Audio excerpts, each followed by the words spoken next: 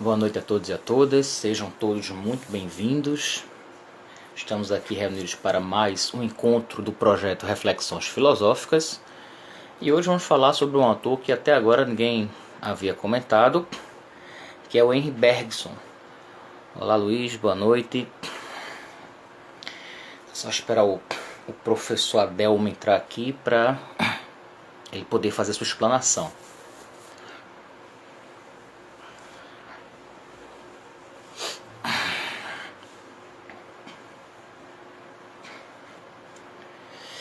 Grande Cauã, como estás, querido? Estamos aqui para mais uma reflexão, né, em momentos obscuros que nós vivenciamos.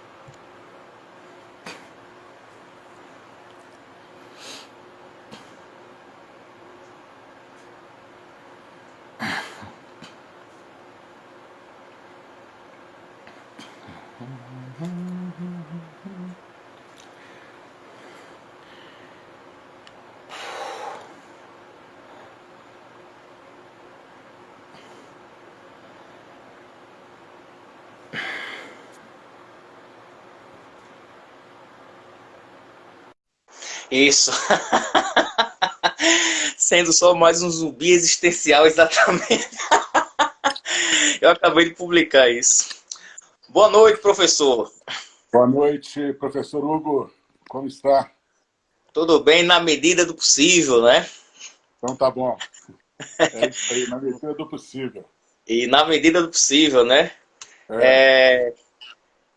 Acabamos de ser chamados pelo ministro da Educação de zumbis existenciais, né? Ah, Pra ter uma ideia, né? Bom, ah, vamos é. começar aqui. É sempre assim, né? O meu convidado de hoje é o professor Adelmo José da Silva. Ele é graduado em filosofia, tem especialização também em filosofia, mestrado em filosofia política, doutorado em filosofia política, pós-doutorado também em filosofia política na Universidade de Granada, na Espanha. É integrante e pesquisador em dois GTs da ANPOF, né? A filosofia francesa contemporânea e também a filosofia da história e modernidade. É autor de dezenas de artigos. E o tema que o professor vai trabalhar aqui conosco é a fabulação em Bergson e algumas implicações na atualidade. Professor, muito boa noite. Muito obrigado por ter aceito o convite. O senhor tem a palavra. Boa noite, professor Hugo. Né? Em primeiro lugar, quero expressar aqui os meus sinceros agradecimentos pelo convite que me foi feito por você para poder participar dessa live. E, ao mesmo tempo, quero lhe parabenizar por esse projeto maravilhoso que eu fiquei conhecendo há pouco tempo, de sua autoria, que é no sentido de divulgar e propagar cada vez mais a filosofia. Chama-me muita atenção esse propósito, porque eu também tenho para mim a convicção de que a filosofia, sem perder o seu rigor, sem perder o seu objetivo, ela deve sair um pouco dos gabinetes e passear um pouco no meio das pessoas, inclusive no meio daqueles que não têm acesso às bibliotecas, às academias, etc. Então, meus sinceros agradecimentos a você e, e votos de que persevere sempre mais nesse projeto novo e muito interessante do ponto de vista acadêmico e filosófico. Obrigado. Também, antes de começar a minha fala a respeito de Bergson, eu queria também cumprimentar aqui os meus seguidores. Tenho um carinho muito especial por todos os meus seguidores. Procuro escolher bem, né, aqueles a quem eu sigo e também aqueles que me seguem. Né? Geralmente são pessoas da área acadêmica ou pessoas que têm uma preocupação com a arte de uma maneira geral. Então, aqui eu quero expressar o meu carinho, a minha consideração toda especial pelos meus seguidores, e que, principalmente aqueles que estão nos acompanhando nessa live. E um agradecimento todo especial, né, que não poderia deixar de fazer, seria uma injustiça de minha parte, a uma pessoa que me incentivou muito a começar a criar o Instagram e começar a participar de lives, né? Sobretudo sabendo que eu tenho uma certa trajetória como professor, né? Só na Universidade Federal de São João del Rei, no Departamento de Filosofia e Método, eu já trabalho há 33 anos, né? E já passei por outras instituições estudando, né? Como Federal de Juiz de Fora, Universidade de Granada, etc. Então, eu queria... então, essa pessoa, sabendo dessa minha trajetória, ela me incentivou muito a criar o Instagram com esse objetivo. E foi esse o objetivo primeiro de eu ter criado o meu Instagram. A minha filha, Stephanie de Paula Silva, ela é estudante de jornalismo e, e também está acostumada com as câmeras, porque ela é assistente de palco e também dançarina no programa Domingão do Faustão, né? Eita! A Stephanie de Paula. Então, ela esteve aqui comigo há uns meses atrás, e aí ela me pegou emprestado um livro que ela havia me presenteado, que é um livro até bastante conhecido, né, e que trata a filosofia de uma maneira assim muito romântica, que é O Mundo de Sofia, Uhum. do Jostein Gaarden. E aí ela pegou esse livro emprestado, o livro que ela me presenteou, leu, e depois ela entrou em contato comigo e disse: pai, a filosofia é uma coisa muito linda, muito linda. E aí isso não pode ficar restrito aí às salas de aula, não pode ficar restrito às bibliotecas, aos gabinetes. Precisamos divulgar isso, levar isso ao público. Então, crie o Isso. seu Instagram e vamos divulgar isso. Então, os meus agradecimentos aí à minha filha, Stephanie de Paula. Um beijo todo especial para ela que está aí em São Paulo me acompanhando. Bom, então, em relação ao tema, fabulação em Bergson e algumas implicações na atualidade. Esse é o tema que eu propus a trabalhar aqui com os nossos seguidores. Mas, antes de começar propriamente a falar sobre isso, eu queria fazer uma breve apresentação de Bergson, até Uhum. porque ele não é um filósofo muito conhecido, né? Aqueles que estudam filosofia, aqueles que estudam história da filosofia, muitos deles não conhecem bem o Bergson. Ele não é muito bem, ele não é assim frequentemente trabalhado Uhum. em nossas universidades, em nossos Isso. departamentos, em nossos cursos de filosofia, né? E o Bergson, embora não seja muito trabalhado no curso de filosofia, ele não deixa de ter uma importância grande, especial, quando comparado com outros pensadores importantes da história da filosofia. O Bergson é um pensador que trabalha vários temas e ele trabalha vários objetos da filosofia, né? E às vezes alguns até o interpretam como sendo um pouco assim prolixo, mas não é bem assim, né? A gente que vem estudando o pensamento dele já há um bom tempo tem a convicção de que ele não é um pensador prolixo, mas ele se ocupou de vários objetos da filosofia, né? Nós sabemos que filosofia a grosso modo, uma reflexão. E, Uhum. enquanto reflexão, ela pode ter objetos diversos, né? Por exemplo, eu posso falar de filosofia focando o aspecto econômico. E aí eu estou fazendo uma filosofia voltada para a economia. Eu posso fazer filosofia voltada para a sociedade, uma filosofia social. E aí por diante, né? Voltada para a educação, né? Até estive uns tempos atrás trabalhando a filosofia voltada para a educação em um outro projeto do qual eu participo. Então, a filosofia ela tem objetos diversos, e pelo fato de Bergson ter trabalhado diversos objetos da filosofia, e não apenas um, e não apenas poucos, ele é interpretado, às vezes, erroneamente, como um filósofo assim, muito prolixo, mas não é, né? Pelo contrário, trata-se de um pensador muito profundo, muito capacitado, e que deixou uma significativa contribuição à história da filosofia contemporânea, né? Bergson nasceu e faleceu em Paris, nasceu em 1859, é um pouco próximo de nós, né?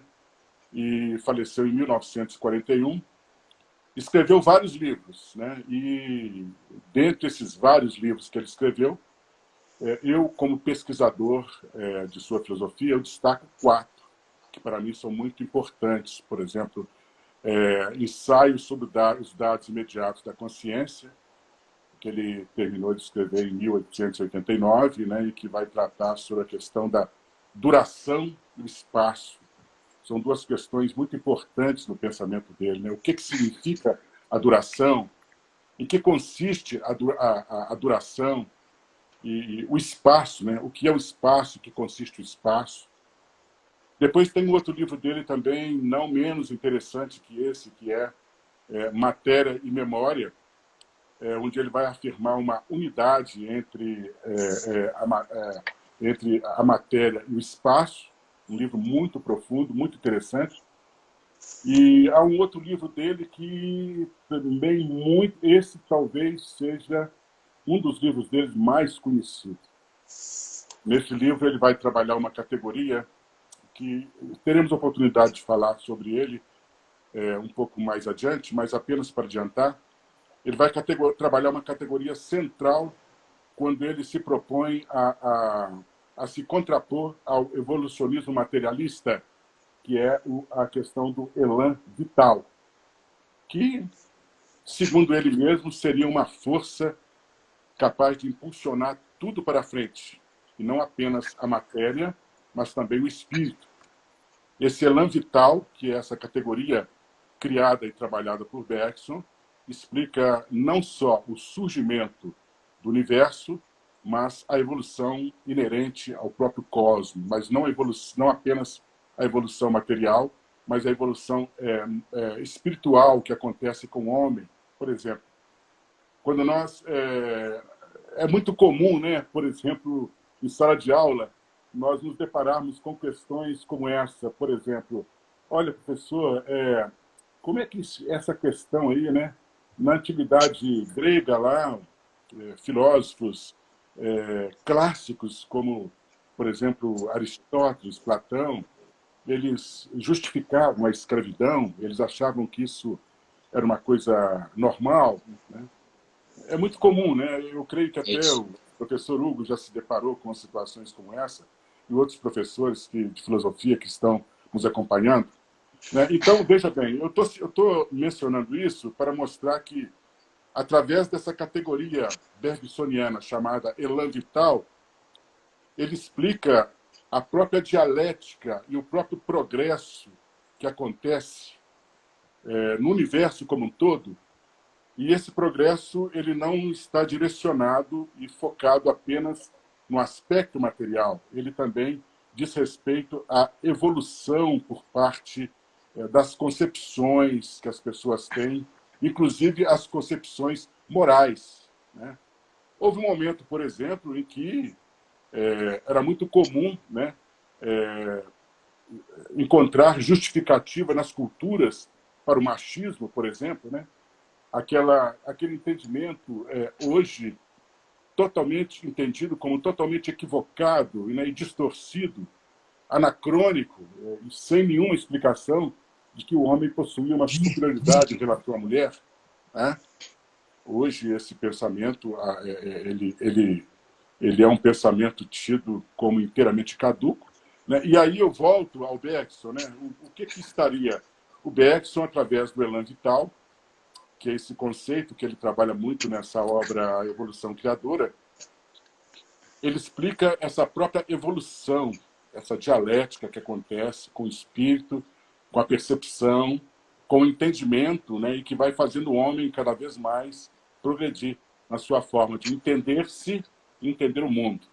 Então, essa obra dele, Evolução Criadora, é uma obra muito importante e é talvez uma das obras mais conhecidas dele. E uma outra obra, que é essa que eu me debruço mais sobre ela nos meus estudos atuais e nessa apresentação que eu estou fazendo aqui agora, que é As Duas Fontes da Moral e da Religião. Essa obra, no meu entendimento, é uma obra muito importante, porque nessa obra ele vai fazer uma promulgação de uma filosofia moral, e muito importante mesmo. Porque, em primeiro lugar, ele mostra a necessidade de nós distinguirmos ética de moral. É um outro ponto também que nós nos deparamos frequentemente, né, nas conversas com as pessoas e no próprio contato que a gente tem com grupos, né, com situações do dia a dia, e que é muito comum a gente perceber que as pessoas, às vezes, elas querem falar de ética, mas, na verdade, elas estão falando de moral. E, às vezes, elas querem falar de moral, né, e acabam falando ética. Né? Existe uma diferença muito grande, e o Bergson, nessa obra, a primeira preocupação dele, eu creio, né, que nessa obra, As Duas Fontes da Moral e da Religião, é mostrar, de uma maneira assim, muito sutil, que há uma diferença muito grande entre a ética e a moral. Né? A ética diz respeito a normas universais, né? E normas que transcendem o próprio tempo e o próprio espaço. E a moral não é outra coisa senão uma tentativa de se interpretar essas normas éticas. Então, enquanto a ética ela é transcendente, vamos dizer assim, né, a moral ela é imanente. Enquanto a ética ela transcende o próprio espaço e o tempo, a moral ela não tem essa propriedade, ela não pode transcender o espaço e o tempo, porque ela não é outra coisa senão uma tentativa de se interpretar uma norma universal para uma situação específica. E é por isso que ela não pode ficar parada. Ela tem que, ao tempo todo, estar sujeita à mudança, porque ela não é uma norma inflexível, acabada. Ela precisa, a todo tempo, ser questionada para que, através desses questionamentos, que lhe são feitos através da história, ela possa ir se adaptando, mudando, se adequando aos momentos diferentes que fazem parte da própria história. E não apenas ao momento, né? aos próprios espaços diferentes que nós temos no mundo. Né? Nós temos um espaço específico aqui na América Latina, mas nós temos um espaço específico lá na Europa, digamos assim, lá na Ásia, e aí a própria moral ela tem que estar levando em consideração também esse espaço e o tempo, né? O espaço e o tempo. Bom, isso é um fato que me chamou muita atenção quando eu comecei a estudar o pensamento de Bergson e fiz a primeira leitura dessa obra, As Duas Fontes da Moral e da Religião, e inclusive fiz no original, no francês, para depois eu lê-la em português. Bom, então é isso, né, sobre as principais obras de Bergson. Olha,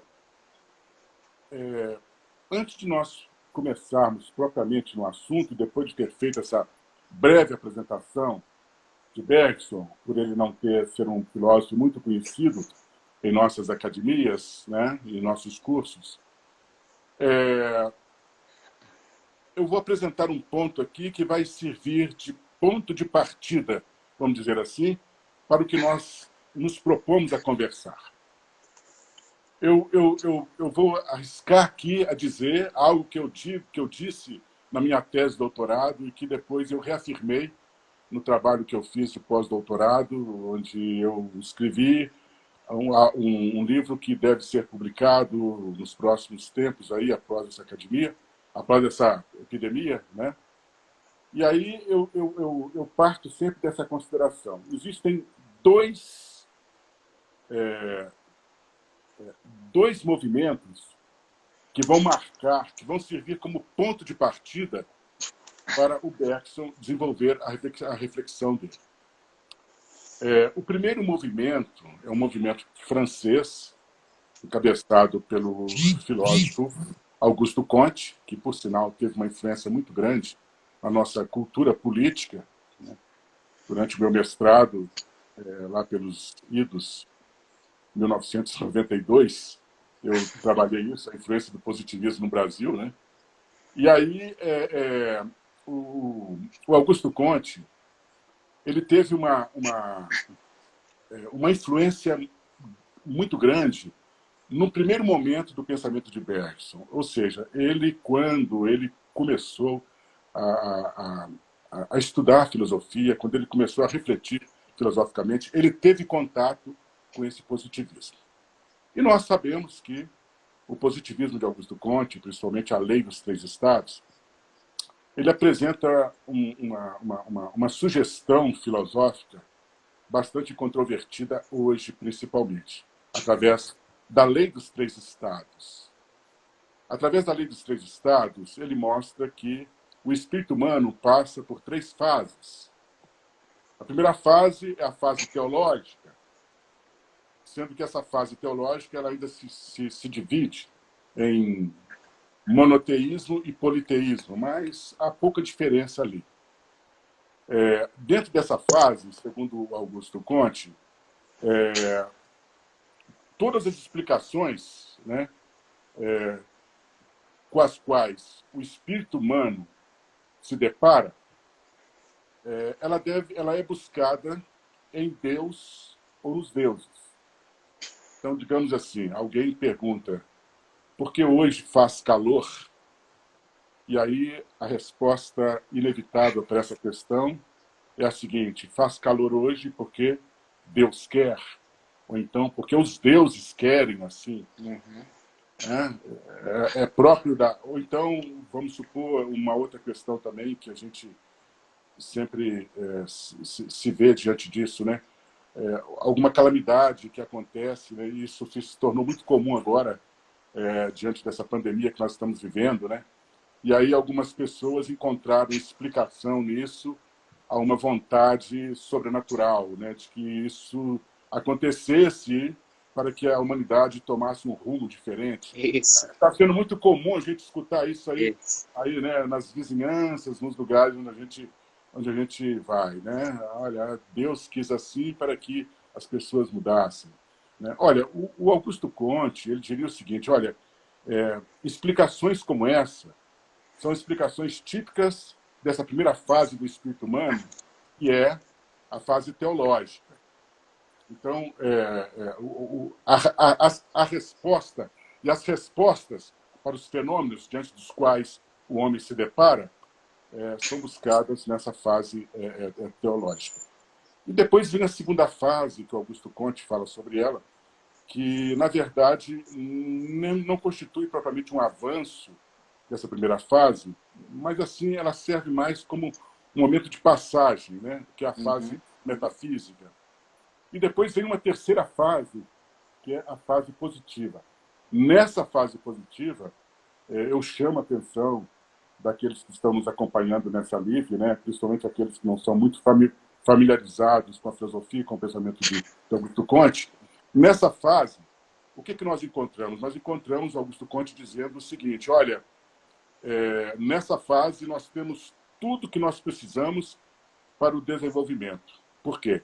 Ao invés de nós buscarmos recursos e explicações em Deus, ao invés de nós buscarmos recursos e explicações em algo que está além da física, na metafísica, nós vamos buscar os recursos e as explicações na própria ciência positiva. Então, a ciência positiva ela será capaz de nos trazer o progresso, será capaz de nos trazer a perfeição, será capaz de nos trazer tudo aquilo que nós precisamos para desenvolvermos enquanto pessoas humanas, enquanto sociedade, enquanto país, enquanto mundo, nós seremos capazes de desenvolver estando nessa fase, que é a fase positiva.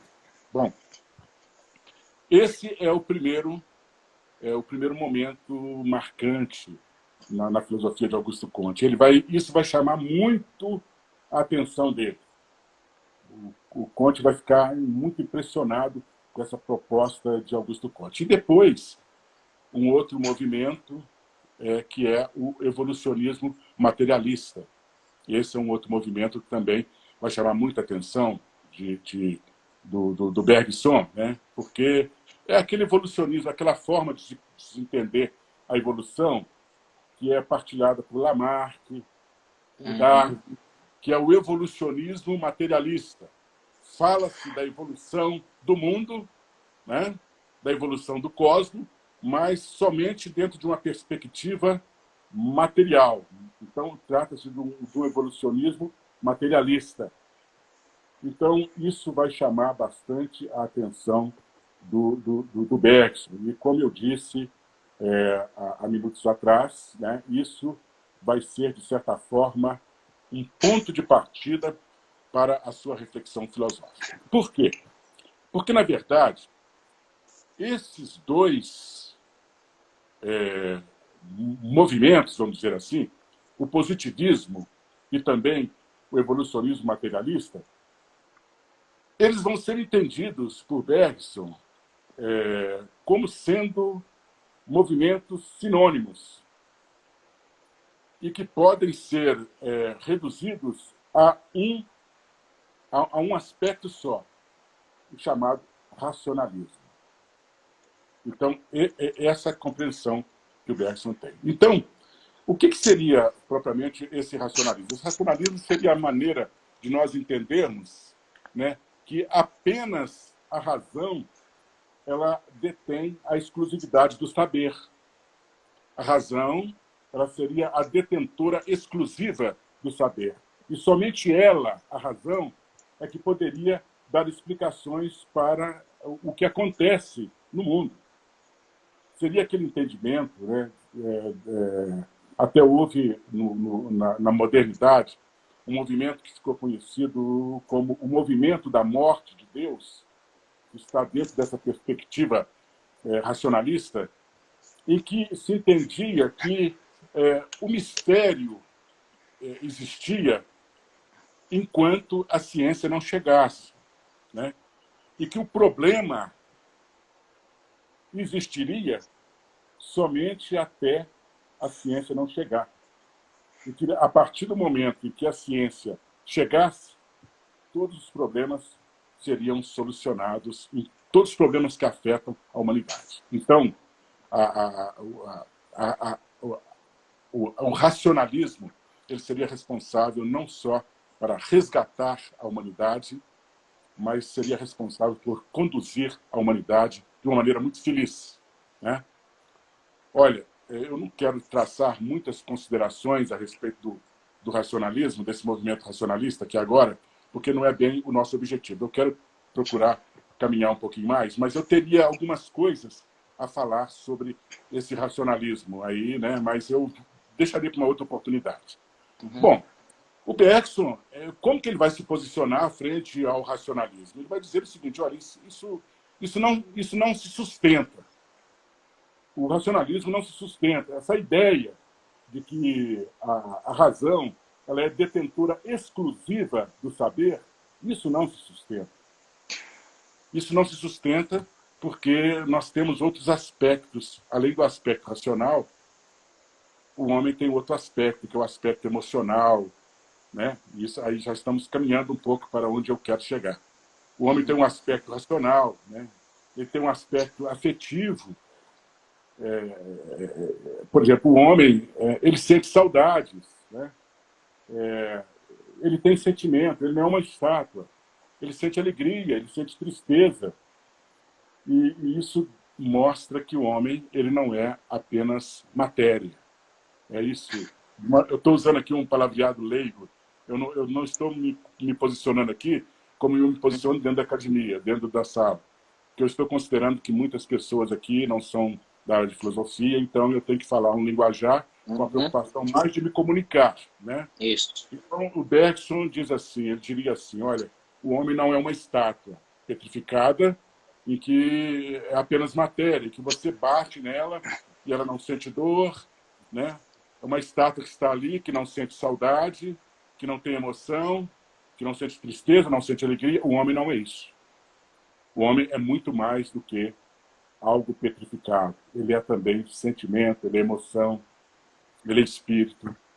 E por isso, o Bergson ele vai ser radicalmente contra essa postura racionalista, em que entende que apenas a razão tem autoridade para responder ao homem e aos problemas que afetam o homem. Então, diante disso, é que ele apresenta a questão da fabulação. Né? O que seria a fabulação? A fabulação, eu vou até dizer isso um pouco mais adiante, daqui a pouco, ela é para Bergson uma necessidade que o homem tem. Uma necessidade. Porque a fabulação é uma forma de o homem enfrentar esse racionalismo que quer se colocar como absoluto em termos de conhecimento para o homem. Usando aqui uma linguagem bastante leiga, o racionalismo seria aquilo que poderia sufocar o homem com seu peso racional. E aí a fabulação ela aparece como forma de suavizar, né, toda essa situação em que o racionalismo se coloca na pretensão de absorver totalmente o homem. Então, eu até livros assim interessantes que eu li na minha vida e que eu poderia indicar aqui para as pessoas entenderem um pouco mais o que Bergson chama de fabulação. Por exemplo, eu vou citar aqui algumas coisas, algumas leituras que eu já fiz. Por exemplo, existe um livro bem assim elementar da filosofia, aliás, um dos primeiros livros que eu li quando eu estudei lá na Federal de Juiz de Fora, lá na minha adolescência, terminando a minha adolescência. E aí é um livro do Arcanjo Buzzi, chamado Introdução ao Pensar. Esse livro, para mim, não só pelo fato de ter sido um dos primeiros livros, mas é um livro assim que me apontou muito caminho, né? me despertou muito para a filosofia. Existe um capítulo lá no livro do Arcanjo Buzzi em que ele procura explicar a origem da filosofia, né? Como surgiu a filosofia. E aí ele parte da consideração de que a filosofia ela surgiu com a curiosidade e o espanto do homem diante da natureza. Né? Hoje, por exemplo, né, principalmente esses dias aí, está muito gostoso, os dias atrás estava muito gostoso aqui nas Minas Gerais, né? Você olhar para o céu à noite, né? Que estava fazendo aqui uma lua maravilhosa, muito linda mesmo, sabe? Até eu aproveitei aqui da presença do meu filho que estava aqui comigo e nós fomos para lá olhar no instrumento que ele tem, esqueci o nome agora, que dá para ver mais de perto. E aí ele falou, olha aqui, olha aqui. Aí dava para perceber assim aquelas cavidades, né, aqueles buracos todos, né? E aí eu estive pensando, falei, olha, puxa vida, hoje qualquer menino aí de 5 anos, né, que nem sequer entrou na escola, ele consegue ter explicações racionais para isso, explicações científicas para a Lua, né, para o universo, né, o que é o universo, em que consiste boa parte do universo, né, as estrelas e tudo, ele consegue ter essas explicações. Mas quando nós nos colocamos lá no passado, lá antes do pensamento filosófico existir, enquanto conhecimento sistemático, né, e aí a gente se coloca lá no lugar desses homens que ali viveram, né, e aí a gente percebe assim, o quanto que esse fenômeno, né, chamou a atenção deles. Né, o quanto que esse fenômeno, por exemplo, agora há pouco era dia e agora é noite, né? Há poucos dias atrás fazia frio e agora faz calor. Né? Nos próximos tempos aí nós estamos chegando, nós vamos ter chuva. E aí esse fenômeno todo, o quanto que ele chamava a atenção das pessoas e dentro de um contexto onde eles não tinham a explicação científica. Né? Isso que é mais interessante.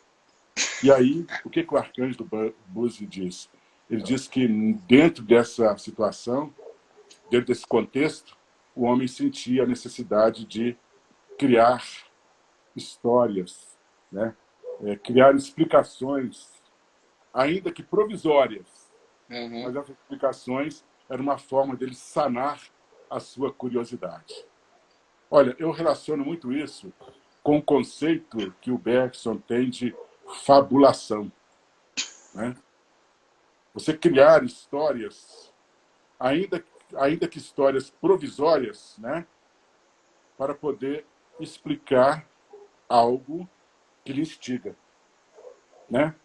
Aí eu cito, por exemplo, a própria Grécia Antiga, né?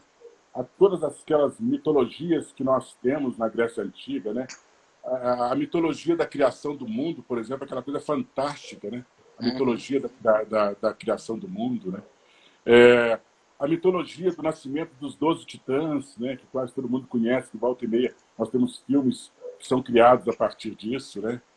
A mitologia, o mito de Pandora, né? Que tem sido muito falado diante de alguns fatos que têm acontecido aí, né? Por aí. E, né? A caixa de Pandora, né? Que de Acho que volta e meia Pandora. nós estamos com ela aí, né?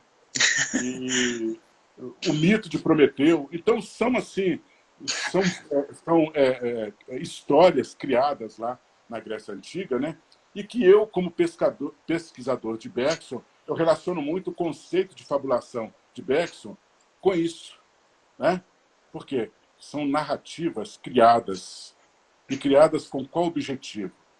Para servir de explicação para algo que nos instiga, né? E que nós não temos respostas para isso.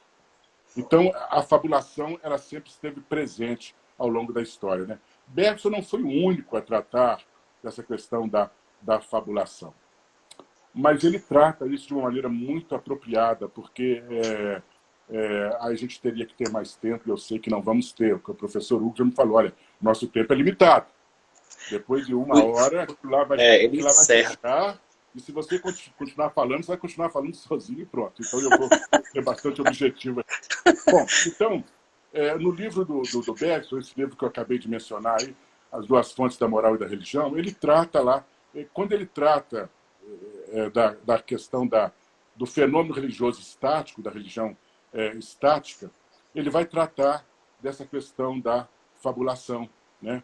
E vai mostrar que a fabulação, que o fenômeno religioso, ele não pode ser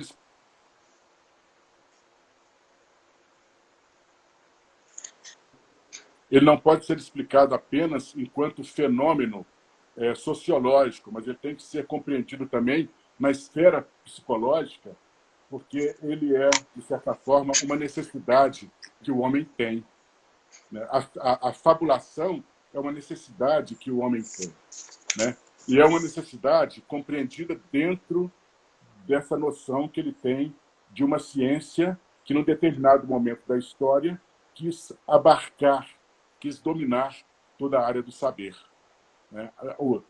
Dentro dessa compreensão que ele tem de que o racionalismo, por si só, né, ele não se sustenta porque ele não tem a autoridade, a competência para explicar todo, para explicar tudo aquilo que constitui pergunta por parte do ser humano, né? O homem não é apenas razão, ele é também sentimento, ele é emoção, e por isso a fabulação ela aparece aí enquanto forma de suavizar esse peso da racionalidade. Aí, já caminhando um pouco já para as conclusões, para não ficar muito tempo, e também nós termos tempos para eventuais questionamentos que podem ser feitos, né? Então, vejam bem, o que seria a fabulação, né? Vamos pegar assim, coisas assim bem comuns do nosso dia a dia, né? Nós temos uma festa muito comum aqui principalmente aqui na nossa cultura brasileira, né, que é o Carnaval, né? O Carnaval ele me faz lembrar muito um outro livro que eu li do Harvey Cox, do Harvey Cox, que é a Festa dos Foliões. E aí o Carnaval seria aquela festa onde as pessoas se permitem, né? As pessoas se permitem, onde as pessoas permitem se mascarar.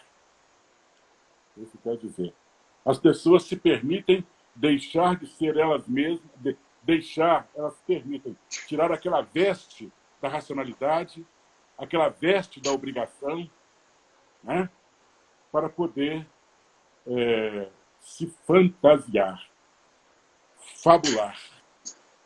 Seria assim uma pausa que a pessoa pede, né, na própria história pessoal, para poder se permitir, né? Então, eu diria assim, isso está relacionado com a fabulação. E ali as pessoas fabulam. Ali acontece o fenômeno da fabulação, né? As pessoas se mascaram, as pessoas se fazem de outras, né? E aí elas acabam se relaxando. Por quê? Porque elas deixam de sentir o peso da racionalidade.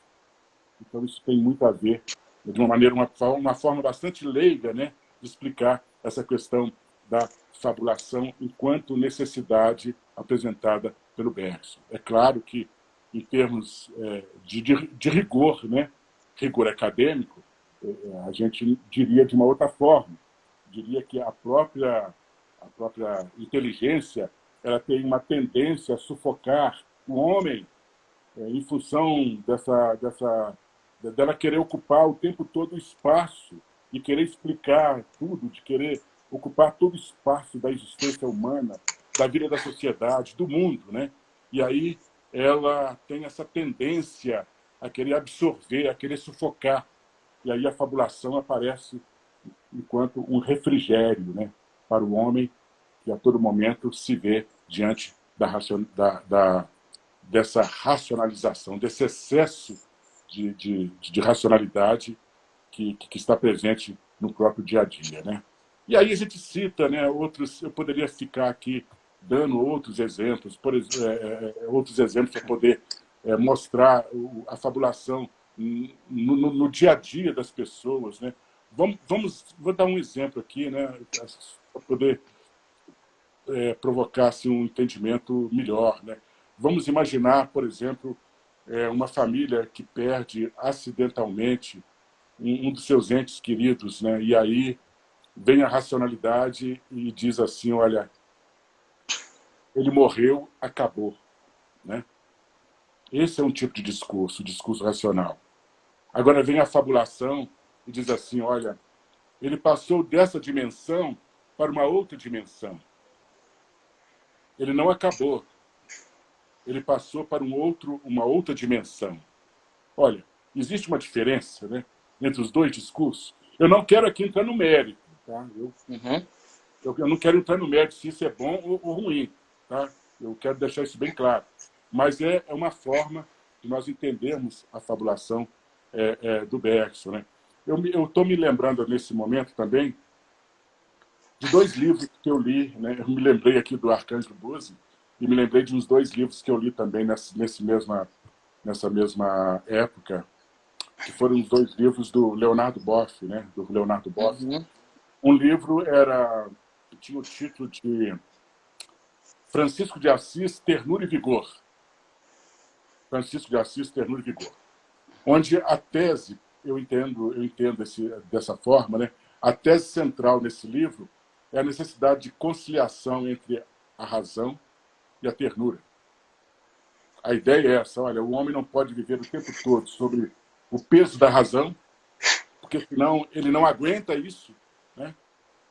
Isso é muito pesado para ele, mas ele também não pode viver o tempo todo sobre o jugo da emoção, porque senão as soluções para o mundo, elas não chegam. O mundo não evolui cientificamente, tecnologicamente.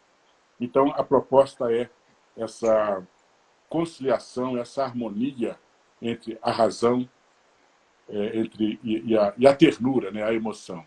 Não só a razão e não só a emoção, mas a conciliação e a harmonia entre essas duas categorias. E um outro livro dele também, chamado Os Sacramentos da Vida e a Vida dos Sacramentos, onde ali ele conta histórias. E aí ele mostra que objetos que, às vezes, eles podem, no primeiro momento, mostrarem-se totalmente descarregados de sentido, né? E que, no primeiro momento, podem se mostrar assim, quando ele tem quando ele tem aquilo que ele chama de sacramentalidade, quando ele evoca uma lembrança, eu quero dizer isso, quando ele evoca uma lembrança, principalmente sendo uma lembrança boa, ele deixa de ser um objeto qualquer e torna-se um objeto sacramental. Um exemplo, tenho aqui uma caneta, né? Essa caneta, se eu vou numa loja, eu compro, é um objeto até nem muito caro, eu compro. Mas se eu ganhei essa caneta de presente de alguém que eu gosto, essa caneta não tem um valor de mercado. Ele não tem aquele valor que tem lá na loja onde eu posso comprar. Uhum. Ele tem um valor que o Leonardo Boff chama de valor sacramental. Por quê? Porque ele evoca uma lembrança, ele evoca uma pessoa. Então, isso é que faz o objeto estar carregado da sacramentalidade, né? E tem muitas histórias que ele conta lá. Se algum seguidor nosso tiver essa curiosidade de ler esse livro, né, Os Sacramentos da Vida de Sacramento, vai ver que ele fala de uma caneca em que os irmãos, naquela época havia um pote, esse pote era um reservatório de água, e a família toda bebia a água nessa mesma caneca, tirando do pote. E essa caneca amassada, velha e tal, né, que para uma pessoa que não tem consciência e noção dessa história, é algo a ser descartado, mas para quem vivenciou isso, né, o ambiente de família, o ambiente de cordialidade, o ambiente de amor, aquela caneca, ela evoca tudo isso. Evoca o amor, evoca a união, evoca a harmonia, evoca um momento de paz, né, em que as famílias tinham nesse ambiente, né, quando se é criança. Então, aquela caneca estaria carregada de sacramentalidade. E ele fala, e tem um outro fato também, que ele fala de um toquinho de cigarro que ele recebeu quando ele estava estudando na Alemanha, na Europa. E aí esse toquinho de cigarro foi enviado para ele, né, numa carta. E, lamentavelmente, a carta comunicava o falecimento do pai. E aí ele olha para aquele toquinho de cigarro, né, e fala, olha, isso aqui para alguém é um lixo. Né? É um lixo, não tem valor nenhum. Mas para mim não é um lixo, porque foi o último cigarro que meu pai fumou, e etc, etc. Então, ele evoca a memória do meu pai, né? Aquele homem bom que me criou, que teve sempre carinho por mim, etc, etc. Bom, concluindo, porque senão o tempo está caminhando para o final. Professor Hugo, concluindo então. Então, o que seria a fabulação em Bergson? A fabulação seria isso, né? A própria palavra, né? O verbo fabular é uma decorrência do fabular. O que é fabular? Contar história. Então, diz o seguinte, é historicizar. Historicizar para quê? Historicizar como forma de enfrentar o peso do racionalismo. O racionalismo é um fardo muito pesado para ser suportado pelo homem, só o racionalismo. Então, o homem necessita dessa fabulação como forma de dar um suspiro, como forma de ter um refrigério existencial. Né? É o suspiro que o homem precisa para poder viver o seu dia a dia e não ser atropelado por esse racionalismo, por situações totalmente racionais. Então, isso seria a implicação disso na atualidade. Tá bom? Então, eu encerro aqui a minha fala. Espero que eu tenha me comunicado. Volto a dizer, o meu objetivo aqui, embora procurando manter, tive a preocupação de manter o rigor acadêmico, porque nós não podemos vulgarizar a filosofia. Isso. Né? A filosofia é uma coisa muito séria para ser vulgarizada. Né? A filosofia é uma coisa séria que deve ser levada sempre muito a sério. Mas também ela não pode ficar restrita apenas à linguagem acadêmica, à linguagem rigorosa, porque se ficar só dessa forma, as pessoas acabam não compreendendo a importância da filosofia. E é por isso, professor Hugo, que eu volto a fazer menção aqui ao seu projeto, né? E deixar registrado aqui os meus cumprimentos à sua pessoa por esse projeto que tem como objetivo tornar a filosofia conhecida, tornar o pensamento conhecido, sem que se perca o rigor filosófico, né? Então, parabéns a você, e aqui eu encerro a minha fala. Tá bom? Sim. Professor, obrigadíssimo. Extremamente didático. O senhor captou perfeitamente a ideia do projeto, que é exatamente trazer uma linguagem acessível, mas sem perder de foco a reflexão filosófica, né? Que é exatamente essa a ideia do projeto. É claro que uma aula que o senhor dá numa graduação, no mestrado, no doutorado, são 3 linguagens diferentes, e aqui para um público que é mais amplo, como o senhor citou na sua fala, né? Então, uma linguagem mais leiga, mas sem perder a seriedade da reflexão filosófica, né? Então, o senhor captou perfeitamente, foi extremamente didático. Para lembrar também que essa live ela fica salva, tanto no meu Instagram, quanto no meu canal de YouTube. Então, depois as pessoas vão poder acessar, assistir quando quiser, né? Vai ficar lá. A gente tem aqui 9 minutos. Eu separei 2 perguntas. A primeira é a seguinte. Então, nesse sentido que Bergson trabalha, a fabulação, ela pode ser considerada uma potencialização dos instintos, dos sentimentos, como uma resposta a esse racionalismo que nos foi colocado? De fato, o entendimento é esse mesmo, né? Aliás, nesse capítulo, nesse livro do Bergson, As Duas Fontes da Moral e da Religião, no capítulo em que ele trata sobre a religião estática, ele faz críticas à religião estática, né? E aí ele fala da fabulação e mostra que a racionalidade, isso que eu acabei de falar, ela tem essa tendência, ele fala inteligência, né? Mas talvez a forma de traduzir precisaria ser um pouco assim, compreendida, né? Ele fala inteligência, mas seria assim, o excesso do racionalismo. O excesso do racionalismo, ele tem aquela tendência de querer sufocar o homem, de querer reservado as perguntas que são feitas pelo homem e pela sociedade. Então, a fabulação, ela é um mecanismo, e é curioso ele falar que é um mecanismo da própria inteligência. É a própria inteligência, né, que desencadeia esse mecanismo como forma de tornar a existência do homem mais suave, como forma de tornar assim viável a existência do homem. E o homem e a sociedade não serem totalmente atropelados por esse excesso de racionalismo, né? Quer ver uma coisa que me chama muita atenção?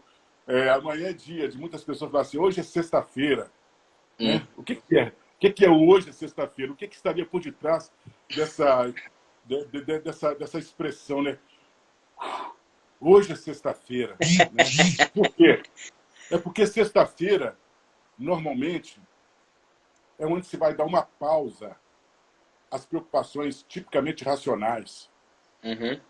É onde a pessoa ela vai se permitir, ela vai ter uma folga. E aí, não sendo dias úteis, né? Sendo uma sexta-feira, eu vou poder respirar, né? Vou poder respirar. Aí você vê a questão da racionalidade, o quanto as pessoas sentem a necessidade de vez em quando, né, distanciar-se um pouco dessa racionalidade e não ficar o tempo todo preso à racionalidade. Então, o distanciar-se da racionalidade é, para Bergson, de certa forma, um mecanismo de defesa criado pela própria inteligência. E a fabulação entra dentro dessa perspectiva que eu acabei de falar. Professor, o senhor fez um resgate das narrativas míticas, né, que se usava lá na Grécia Antiga, o senhor até citou algumas passagens, né? E a religião cristã, ele faz algum tipo de análise do cristianismo como uma fabulação ou não? São esferas diferentes. Porque a mitologia é uma narrativa fabulosa, mas o cristianismo, aí é uma pergunta mesmo assim, de curiosidade, porque eu não sei qual é a relação de Bergson com a religião. Né? Ele vai por esse campo do cristianismo como uma fabulação ou não? A estrutura do cristianismo é outra, muito mais calcada numa relação de razão e fé, é outra estrutura. Uhum. Olha, primeiramente eu quero assim, expressar o meu respeito pessoal a toda e qualquer religião, né? Uhum. O meu respeito, eu sou um democrata, né? E admiro muito esse aspecto liberal, onde todas as religiões são respeitadas. Mas aqui eu quero mostrar uma necessidade que nós temos de, ao estudarmos o pensamento de Bergson, de diferenciar religião de manifestação religiosa, né? Certo. Existe uma diferença. Então, a manifestação religiosa, a manifestação religiosa em si, ela seria, sim, uma fabulação, a manifestação religiosa. Por quê? Seria uma forma de o homem dar uma explicação para questões que o incomodam o tempo todo, para questões que estão de uma forma muito presente na sua vida, na história sua pessoal e na história da coletividade, como, por exemplo, onde está a minha origem? Né? Onde está a minha origem? Qual é o meu destino? Qual é o sentido para tudo isso que está acontecendo? Para onde nós vamos? Né? E aí eu acho que quem ilustra muito bem isso eu vou citar um outro livro aqui, do Rubem Alves. Rubem Alves, né, que é um, um pensador até muito interessante.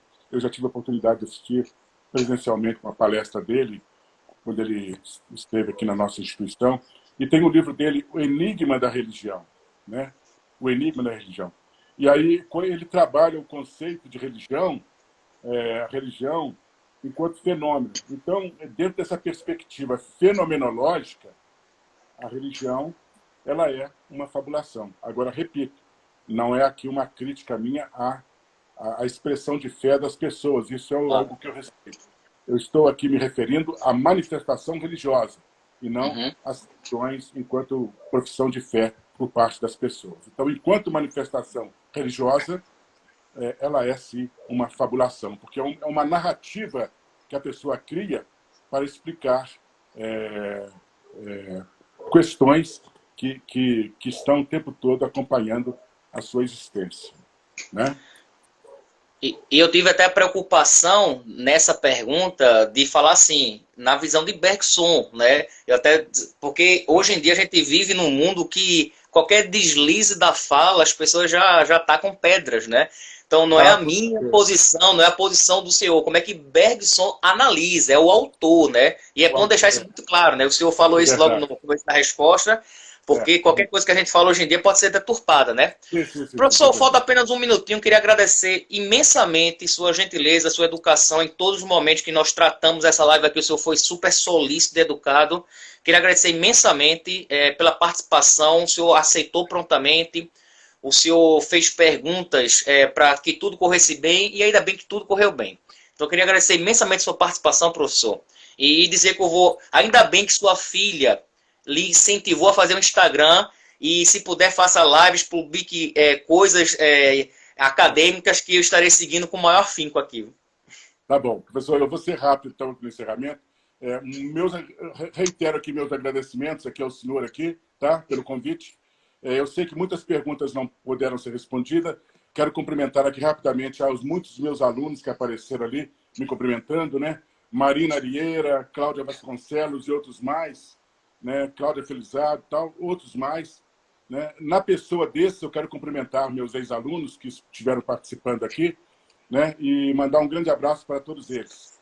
E, mais uma vez, também cumprimentar todos aqueles que estiveram aqui me acompanhando nessa live, agradecer, né, a audiência e mandar um beijo muito especial para a minha filha Stephanie de Paula, que foi aqui me incentivou a participar. Tá bom? Agradeço a ela também, viu? Muito obrigado, professor. Falou. Boa noite ao senhor. Boa noite a todos. Boa noite, boa noite.